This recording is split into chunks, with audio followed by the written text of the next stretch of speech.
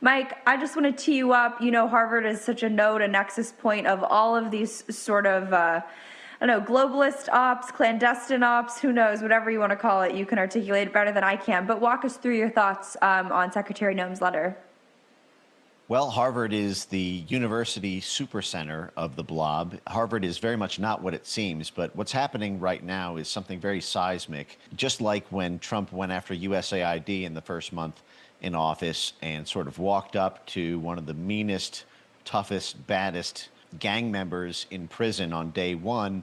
Trump, who has picked a fight with the universities because of the abject corruption of the entire university system, has walked up to the biggest, baddest of the universities with a $50 billion endowment and probably the highest pedigree of any university in this country in terms of how it's publicly known, and moved to totally decimate many aspects of their relationship with the U.S. government, which are vast. Harvard predates the founding of this country by almost a century, actually. What's happened today is a move to ban not just all student visas, so no new international students at Harvard. They're not allowed to get new international students in from this day forward, but in addition, all existing international students must transfer to another school. So they are not just not allowed going forward, but all of the existing international students will have to go to a different university. Now, the Trump administration has said this is because of non-compliance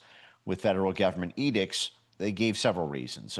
Anti-Semitism was one, harboring violence was another, non-compliance with DEI edicts was another, non-cooperation with efforts to reduce CCP and Chinese influence over the universities. They basically threw the kitchen sink at Harvard.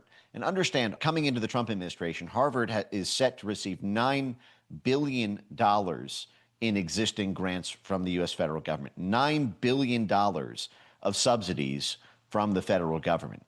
I mean, if you can just think of the scale of that money, a lot of people think that Harvard rose to its prominence because it's the best, it hires the best, it's got the strictest admission rates. Well, if you tried to create a university to compete with Harvard, you're not competing with Harvard. You're competing with the U.S. federal government, who is propping up Harvard and picking Harvard as the winner. The reason they can afford to hire the highest pedigreed scientists or have the facilities that they can offer and research resources they can offer to their students and faculty is because it's paid for by you, the taxpayer. So it's not a level playing field. They get a giant super boost. Now, the Trump administration last week actually killed $2.2 billion worth of that $9 billion. And then 5 days ago, removed another $450 million. So Harvard is now scrambling into the financial space, into the private equity world, and into the donor world to try to frantically offset that funding.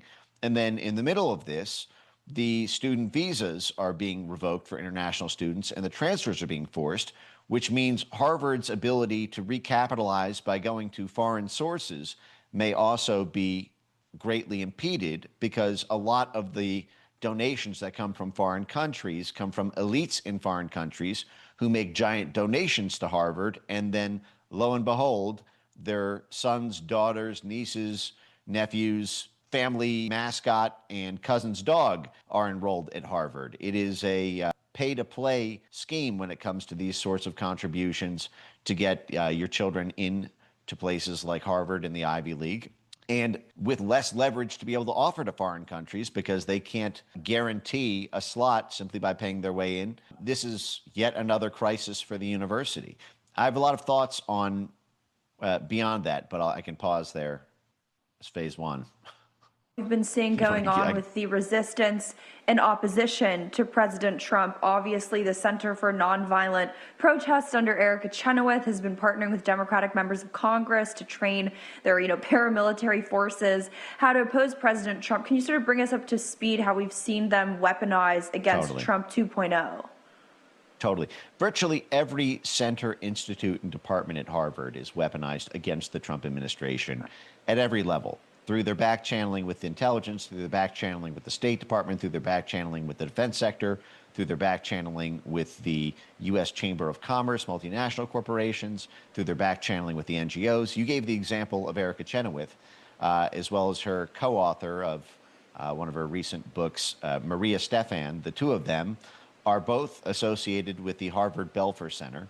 The Harvard Belfer Center is one of these heart of darkness places within Harvard that is tightly involved in organizing what they call nonviolent action, which is a total hoax term. Whenever you say nonviolent action, what they mean is the end stages of a color revolution where violent protesters who are not killing people with machine guns, but are rather throwing Molotov cocktails in police cars and breaking glass and setting buildings on fire, but they're not killing everyone as they do it. They're simply destroying everything and terrorizing everyone.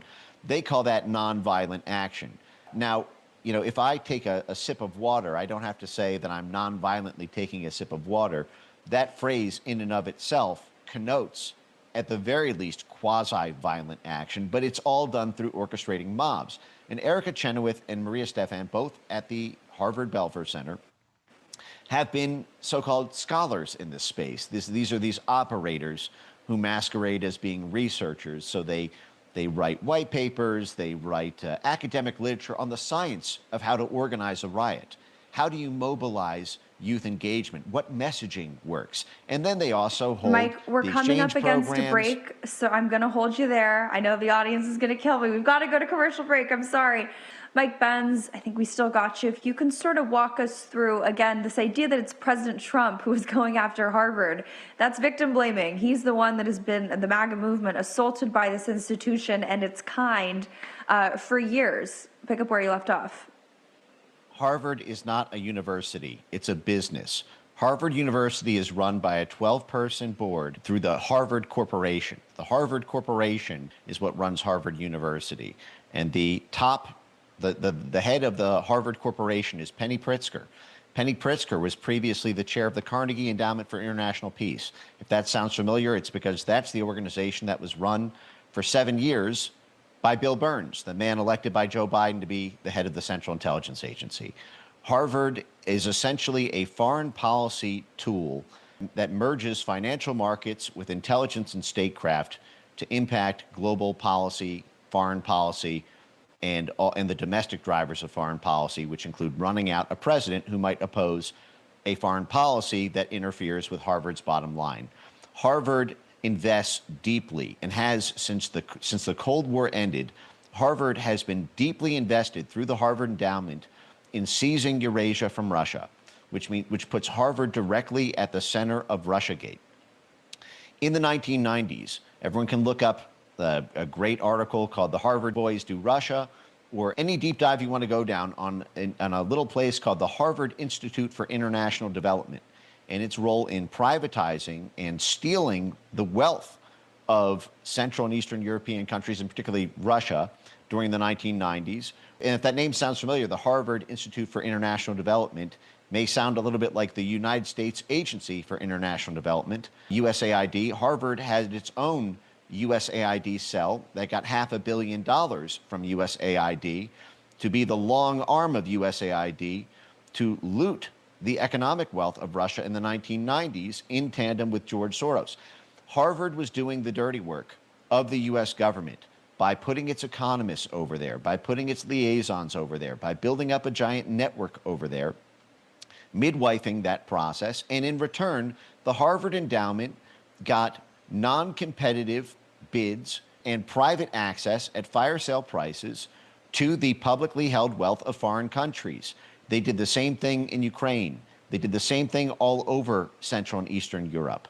If there is neutrality with Russia, all of those assets and investments are threatened to go in the tank. Now, because the Harvard senior leadership and elite class has been completely merged with the CIA, the State Department, and the Defense Department, and USAID for 7 decades now, there has never really been an inch of daylight between what Harvard has called for and what the Bush family or the Biden family or Obama family called for. As I mentioned, Penny Pritzker. It was the Pritzker family in Chicago that spawned Barack Obama. What I'm getting at here is Harvard, through virtually every cell, from the Belfer Center to the Kennedy School to the Shorenstein Center to the Kennedy Center to the Berkman Klein Center, Every single one of these is chock full of programs that go directly against, in fact, set up whole training modules and global networks to stop the agenda of the very government that is funding them. These people, we people, voted for that government. We are not voting to send our dollars to Harvard any longer. And on that, just one last thing, because we mentioned Erica Chenoweth and Maria Stephan and these other mob violence organizers. They were tightly involved with the Tesla takedowns. So while Harvard is getting $9 billion of your tax money, these people are glorifying and strategizing, actually helping strategize the direction of what is effectively, and I don't mean to throw this term around so I can try to soften it, but something somewhat adjacent to domestic terrorism. Arson, intimidation, destruction of private property, all for the political purpose of removing someone who isn't even the president from being able to advise the president. This is the sort of stuff that Harvard does because Harvard builds these networks. They serve as a CIA back channel, a State Department back channel in foreign countries so that when we topple the government of Yugoslavia and then those same financial and corporate investors gobble up those assets, Harvard endowment invests in those companies. So Harvard has these trainees and spawns and faculty members and professionals in their centers and institutes who organize these riots to topple governments so that the new government will be pliant and give everything to the corporations Harvard invests in. It's a giant racket, and we can't let them do that to our own country like they've done to dozens of countries around the world.